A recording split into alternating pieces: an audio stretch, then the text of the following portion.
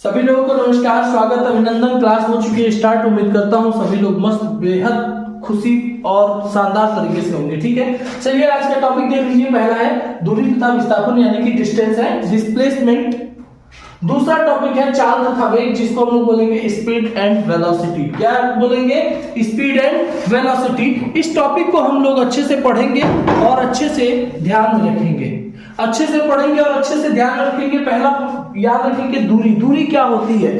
दूरी क्या होती है? तो किसी गतिमान वस्तु द्वारा एक स्थान से दूसरे स्थान तक तय किया गया मार्ग या फिर रास्ता, उसकी लंबाई को ही दूरी कहते हैं। मतलब सपोज दैट एक गतिमान वस्तु यहां से लेकर और यहां तक आती है, तो ये जो मार्ग है, इसका लंबाई है वो क्या कहलाएगा? वही दूरी कहलाएगा। समझ में आई बात? ठीक है, अब याद रखेंगे कि दूरी का ऐसा यूनिट होता है मीटर। ठीक है, वो हमेशा मीटर। अब एक चीज याद रखेंगे कि दूरी हमेशा सदैव धनात्मक होती है, यह कभी ऋणात्मक या शून्य नहीं हो सकता है। मतलब क्यों नहीं हो सकता है? हम कभी भी ऐसा कभी सुने हो कि उन्होंने इतनी दूरी तय की, उन्होंने 0 किलोमीटर की दूरी तय की, ये कभी बोला है किसी ने?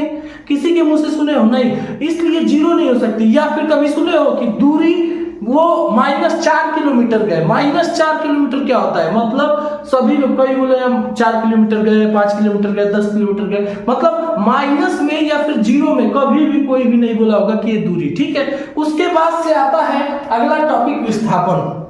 याद रखेंगे नोट में जो चीजें हैं ना दूरी के लिए, वो सबसे इंपॉर्टेंट कि दूरी सदैव धनात्मक होती है, वह ऋणात्मक या शून्य कभी नहीं हो सकती है। याद रखेंगे, ठीक है ना? क्लियर है? अगला टॉपिक है विस्थापन, जिसको हम लोग बोलते हैं डिस्प्लेसमेंट। विस्थापन यानी कि जिसको हम लोग बोलेंगे डिस्प्लेसमेंट। डिस्प्लेसमेंट क्या होता है? जल्दी से बताइए, क्या होता है डिस्प्लेसमेंट?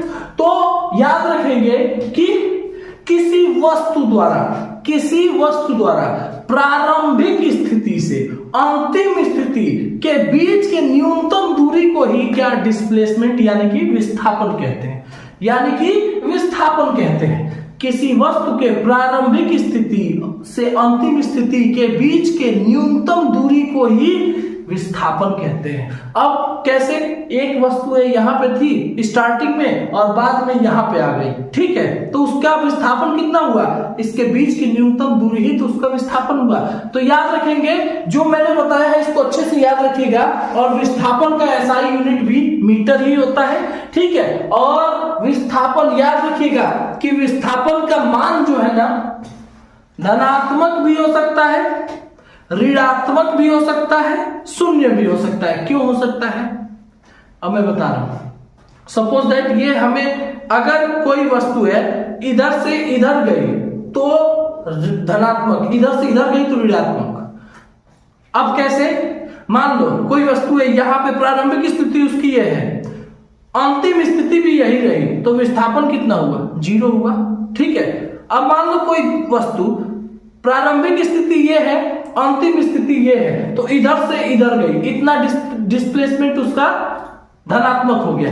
वस्तु प्रारंभिक स्थिति यहां पे है, अंतिम स्थिति यहां पे है, तो डिस्प्लेसमेंट ऋणात्मक। मतलब कि जो विस्थापन जो है ना, वो आपका धनात्मक, ऋणात्मक और शून्य, ये तीनों हो सकता है। इस चीज को अच्छे से याद रखिएगा। ठीक है, क्लियर है ना? ये ऑप्शन देके आपको कंफ्यूज करने के लिए पूछ सकता है यहां क्वेश्चन कि किसका मान धनात्मक, ऋणात्मक और शून्य भी हो सकता है। ऑप्शन दे देगा विस्थापन, दूरी, चाल, ऐसे सॉरी। तो आप लोगों को ये सारी चीजें कंफर्म नहीं रहेगी तो कैसे आप लोग करोगे? इसलिए आप लोग को ये अच्छी चीज अच्छे से याद होना चाहिए। ठीक है, चलिए अगला टॉपिक हम लोग का आता है। क्या चीज? अगला टॉपिक चाल तथा वेग।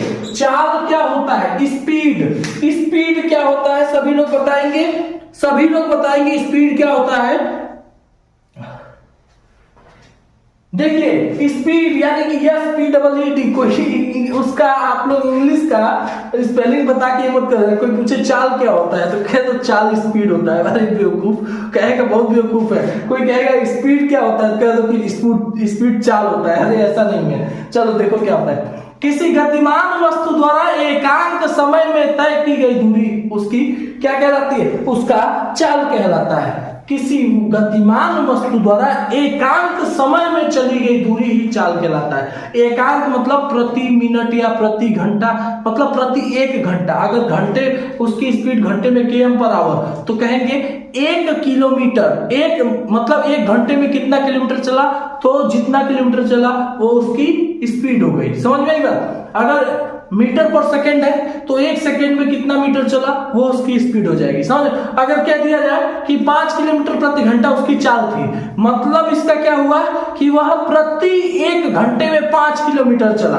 कह देंगे 20 मीटर पर सेकंड उसकी चाल थी, यानी कि प्रति सेकंड वो 20 मीटर चला तो उसकी चाल हो गई। समझ में आई बात। एकांक समय यही होता है, ठीक है। यूनिट डिजिट में लिया जाए, यूनिट मतलब जो भी टाइम पीरियड है उसको यूनिट में लेना है। पहला मिनट हो या पहला घंटा हो, उसी को उसका एकांक समय बोला जाता है, ठीक है। तो याद रखें क्या है, किसी गतिमान वस्तु द्वारा एकांक समय में तय की गई दूरी ही उसकी चाल कहलाती है। अब याद रखेंगे कि चाल का मात्रक क्या होता है, तो चाल का मात्रक ऐसा ही यूनिट होता है मीटर पर सेकंड। क्या होता है, मीटर पर सेकंड। याद रखेंगे मीटर पर सेकंड होता है। और याद रखेंगे चाल सदैव, चाल हमेशा धनात्मक होता है। चाल क्या होता है, हमेशा धनात्मक होता है। चाल का मान ऋणात्मक या शून्य नहीं हो सकता है। चाल का मान ऋणात्मक या शून्य नहीं हो सकता है। किसी से कहा गया कि देवरिया से गोरखपुर गया, उसका चाल कितना था, तो आप ये कहोगे ना कि 20 किलोमीटर, 25 किलोमीटर या 30 किलोमीटर प्रति घंटा। ऐसा तो कहोगे कि नहीं 0 किलोमीटर प्रति घंटा या फिर -10 किलोमीटर प्रति घंटा। किसी की चाल मतलब मैं देवरिया से गोरखपुर की बात नहीं कर रहा हूं। नॉर्मली कहीं भी जाने के लिए चाल हमेशा धनात्मक रहेगा, 0 या ऋणात्मक नहीं हो सकता है। याद रखेंगे। और चाल का फॉर्मूला क्या होता है, चाल का फॉर्मूला होता है दूरी बटे का समय, दूरी बटे का समय। अगर इसका मात्रक हो जाएगा मीटर और सेकंड तो मीटर पर सेकंड बोल सकते हैं, ms पर -1। विमा की बात करें, विमा की, तो मीटर हमेशा लेंथ और ये टाइम LT पर -1 विमा हो जाएगा LT पर -1। याद रखेंगे LT पर -1, ठीक है। चाल के बारे में समझ गए। अब आते हैं हम लोग वेग पर।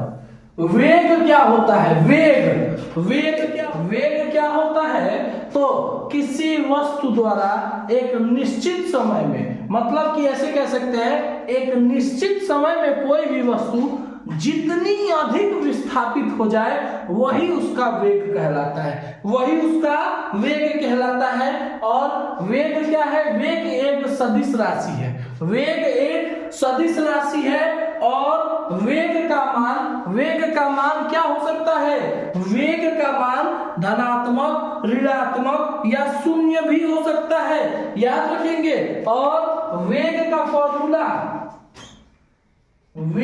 फॉर्मूला क्या होगा, तो विस्थापन और बटे में समय, इसका भी यूनिट मीटर पर सेकंड। और विमा इसके लिए भी सेम LT पर -1, ठीक है। तो आज के लिए इतना काफी है। चाल तथा दूरी तथा विस्थापन और चाल तथा वेग आज हम लोग का टॉपिक। अगली क्लास में हम लोग चाल के प्रकारों को पढ़ेंगे, ठीक है, जिसमें औसत चाल हुआ या एक समान चाल हुआ या बदलता हुआ जो भी है वो सभी को अच्छे से एक्सप्लेन करते हुए आगे बढ़ेंगे। तब तक के लिए दीजिए इजाजत। धन्यवाद। जय हिंद, जय भारत। आप खुश रहिए, मस्त रहिए, व्यस्त रहिए, सबका ख्याल रखिए, अपना भी ख्याल रखिए। Thank you.